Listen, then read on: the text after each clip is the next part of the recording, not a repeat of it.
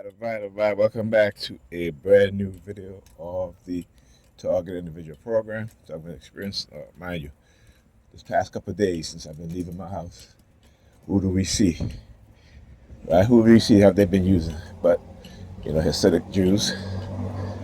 Right? If you go back and you look at all my previous videos, you're not going to see, you might see them, but every time I leave my apartment building for the past couple of days, there's only been Hasidic Jews. Right? That's part of the targeting. Okay?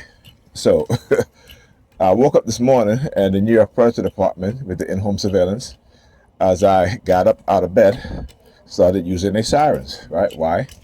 The action of getting up, standing up, right, being up, is when they will engage in the use of their sirens, right, as a sort of coercive threat, right? Just as the word, just like I talk about this, sometimes they will make this seem like a competition, a game. So when the word first is being used, all right, so when I get up and I say I'm first, they'll start using their sirens. Or if I'm saying I'm first, I look at a Jewish guy grabbing his crotch all the way down there, grabbing his crotch. All right, and they do it from a distance because they've been told at exactly what distance to do it from, because the phone, because I'm recording, so it may not be able to see it on the phone unless I zoom in. And in this case, if I do zoom in, it probably wouldn't even look like anything, right? Because that is exactly what they do. When I talk about they use, not only do they use technology, but they also understand that when you use technology, when you are recording, they will engage in, again, knowing the sensor size, the camera range, the lens range. So they're very deep into the technical understanding of these things, right? This is why they can do what it is that they're doing. This is why they engage in the sort of behavior that they engage in, right? So when they start doing these things, okay, is what they will do.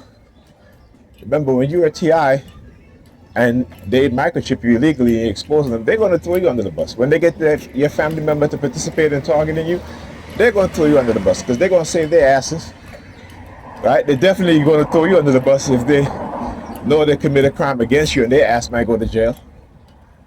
So understand what it is that they're doing and how they cover for themselves, right? Because you refuse to become silent, and you refuse to be silent for the crimes they committed against you, right? Understand that, right? Understand what it is that they're doing. Oh, look. Look across the street. Come out the building shaking his keys. They all getting the middle finger because I got my middle finger sticking out. That is what I do. Just give them a big fuck you. Yeah, fuck you and you. Right? So again, engaging in this sort of targeting daily, wanting you to accept being microchipped and having your thoughts being monitored, right? The rape of the mind on a daily basis, right? So they can get away with doing this to other people. And remember, I talk about this, right? When the elites and these people in law enforcement, the CIA, when they want to create an agenda, or they have an agenda they want to implement, what do you think that they do? A vehicle across the street, temporary license plate, and number 32 in it also.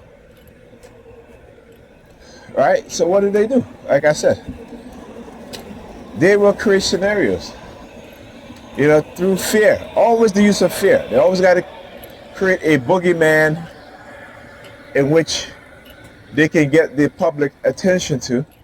And again, that boogeyman is the distraction, or a nation as the distraction. For example, China you know, and lying to us about China, okay? Lying to us about China, right? Meanwhile, China, you know, how the Chinese citizens, you know, China is clean, you know, make America look like a third world country, right? And the white supremacists are upset about that because you see they've manipulated our mind to accept the bare minimum and to think that we're good, right? To think that we're living good, everything is good. You know, in China, you can get an apartment, a high-rise building with pool, with a gym, right, for less than $500 a month. Do you think the American government and the American corporation want you and I to know these things? Huh? In China, you can go in the subway, right? They have glass barriers which only open up to the train doors, and then they have a section on the top that covers the tunnel so that there isn't any wind noise, so that the train stations are quiet. They're clean, right? Do you think the transportation authority here in the United States want us to know that, right? They taking billions and billions of dollars from us, and they don't fix the subways, right? The trains is crappy, the service is crappy, right? They don't want you and I to know other nations are, you know, their infrastructure is so much more advanced than us, right? They incorporate technology within society to aid people in the society, not to profit all the time, right? Not to profit all the time. You know, here in America, we have to buy everything. Like I was in the bodega yesterday, last night, and you know, he had there were like 3 machines on the counter, right? In China, there's only one form of payment: WeChat, right? WeChat, that's all you need. WeChat pays everything. Okay? China is so much more advanced than the United States. But they got you thinking that you're living in a first world country. Right? They got you thinking that we're living in a first world country. Look at the people here. Look at how people are conditioned through cognitive warfare. Particularly our people. Right? Our people are totally ridiculous. Right? Our women are totally ridiculous. And the younger generation is even getting more ridiculous. Right? And this is black people. And yet we have no concern over our young people. We have none. Look at this shit. Look at this shit. We have no concern over our young people. That we got our young people walking out here. She got to be at least like 18, 19 years old. Walking the street showing half her ass. Right? Walking the street showing half her ass. Okay? Right? I mean, like, where are the fathers to say, yeah, you shouldn't dress like that? Right? But the mothers will let them get dressed in the house and leave the house like that. Their mothers are letting them get dressed like that and leave the house like that. Right? And so we have to understand why the mothers are allowing, particularly their girls, to leave their house dressed half naked, showing their ass. You know, back in the days when it used to be like, oh, she's wearing something skimpy. Meaning that, you know, she might wear a tight crop top, you know. She might not have no bra on. But you will never see them wearing shorts with half their ass shown. Their shorts is right underneath their behind. Now, their shorts, it's like half of shorts, okay? You know what I'm saying? So where are the fathers? And why the mothers are letting them dress like that? It is because, again, the women, particularly black women, Negropean women, right?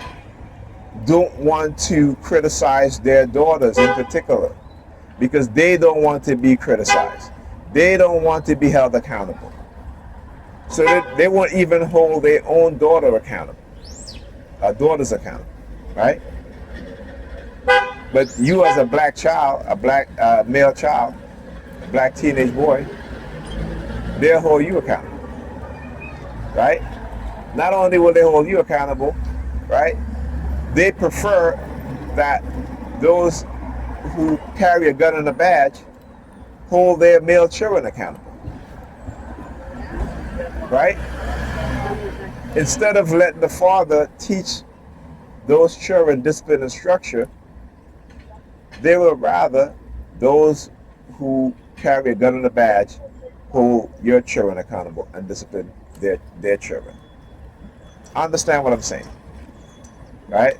License plate LSV 7327, right? Now I want you guys to understand that, right?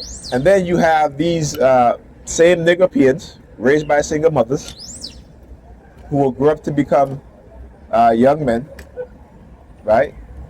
Who don't know how to talk to women, don't know how to treat women, because they've never seen a relationship between a man and woman that's positive, right?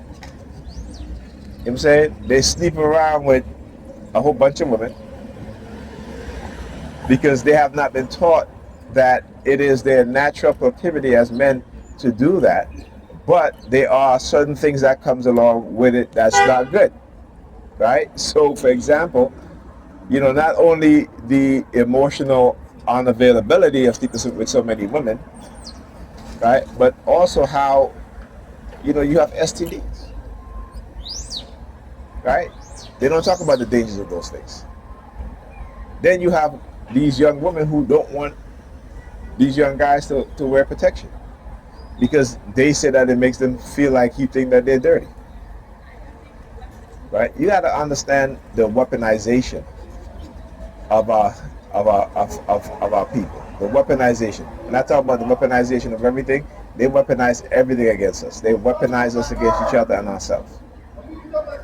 Because every single year, within the black community, black women are the highest in terms of STD testing to have contracted STD, but also the transmission of STD. Right? Then it's black men and boys. Okay?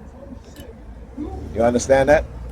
All right? Even though more black men wear condoms than anybody else, because black men have begun to realize and understand the war against us, particularly the weaponization of sex and the weaponization of STDs against us. All right? And then you have black women who are not being honest because they've been conditioned not to say anything. So when they give birth, they have the highest rate of children who are born with congenital STDs. Right? But no one talks about these things. Why? Because it's hush hush. Right? Because now when you get an STD, let's say you get HIV or what have you, right? Now, your family wants to be reactive, right? So when I say we are reactive people, we are a reactive people. We wait, we don't teach our children anything, and then we wait until something happens, and then we react it. Then we're like surprised. Why is that? Right? Then we act surprised. Right? Why is that? Because we are conditioned. Our women are conditioned to raise. Yeah, fuck you too. Fuck all y'all Negropeans. Right? Anytime. Peel steel, crack the skull. That's right. Anytime. Yeah, cracking his fingers like he's gonna like he wanna punch me or some shit like that. So look, he walk away now. So I said, peel steel, crack the skull. Look at him. Bunch of pussies.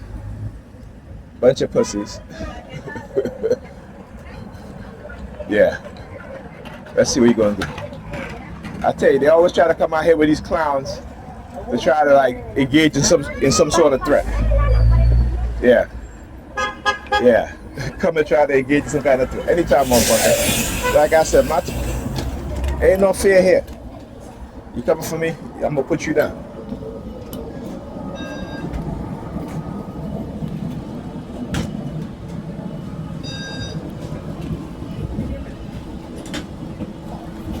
sorry. I was going to sit there. Oh, you're going to sit Yes. there. You wasn't. No, I was going to sit there. Thank you. It's fine. Go ahead.